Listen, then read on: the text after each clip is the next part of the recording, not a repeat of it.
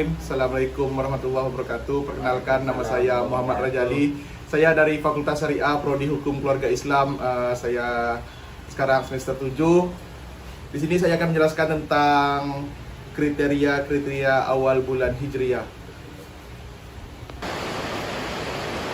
Oke, saya akan menjelaskan.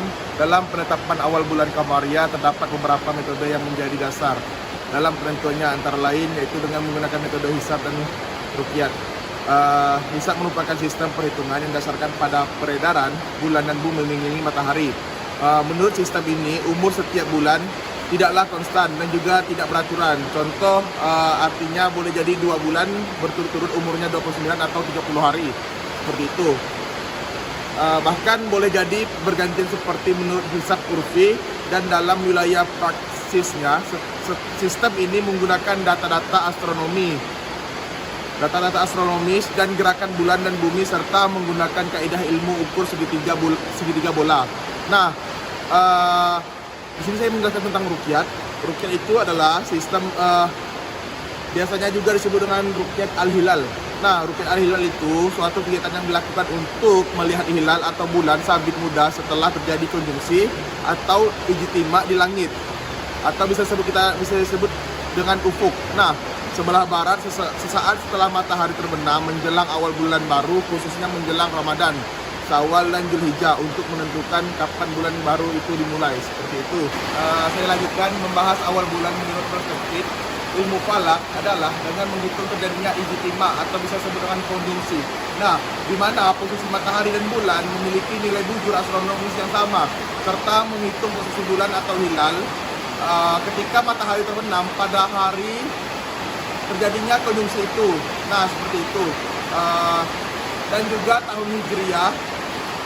Tahun Hijriah itu tahun yang dimulai pada saat Nabi Muhammad SAW melakukan Hijriah, atau bisa melakukan hijrah.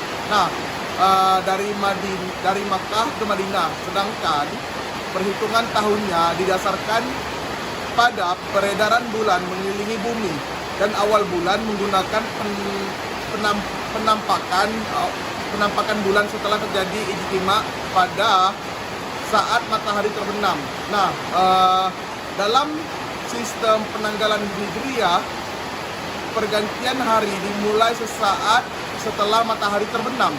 Menurut hisab, kriteria pergantian bulan Hijriah antara lain yaitu bahwa pergantian bulan Hijriah itu manakala ijtima itu terjadi sebelum terbenam matahari. Artinya jika ijtima terjadi sebelum matahari terbenam, maka malam itu dan keesokan harinya merupakan tanggal 1 bulan berikutnya. Tetapi apabila sebaliknya, yakni ketika ijtima terjadi sesudah matahari terbenam, maka malam itu dan keesokan harinya merupakan hari ke-30 bulan yang sedang berlangsung, seperti itu. Oke, selanjutnya saya akan menjelaskan tentang kriteria awal bulan Hijriah. Nah, tentang kriteria dalam penetapan awal bulan Hijriah dengan imkan ruqyat yang dikembangkan oleh pemerintah ini, sebagaimana disepakati dalam persidangan Al-Hilal negara-negara Islam di dunia, Istanbul, Turki 1978, dengan ketentuan sebagai berikut. Yang pertama itu adanya tinggi hilal tidak kurang dari derajat dari ufuk barat. Nah, yang kedua itu jarak sudut hilal ke matahari tidak kurang derajat, seperti itu. Yang ketiga, umur hilal tidak kurang dari 8 jam setelah ijtima terjadi. Jadi meski demikian, ketentuan di atas sering mengalami penyesuaian berdasarkan faktor geografis dan kesulitan teknis lainnya, seperti negara-negara serumpun Indonesia, Malaysia, Brunei Darussalam, dan Singapura. Itu negara-negara yang Islam. Pada tahun 1960 bersepakat untuk menentukan kriteria Ruqyatul Hilal dengan ketentuan yang berdasarkan kriteria Turki dan penggabungan hisab ruqyat, yaitu seperti berikut. Nah, ada 3. Yang pertama itu tinggi hilal tidak kurang dari 2 derajat. Terus yang kedua, jarak sudut hilal ke matahari tidak kurang 3 derajat. Terus yang ketiga, umur hilal tidak kurang dari 8 jam setelah ijtima terjadi, seperti itu. Dan juga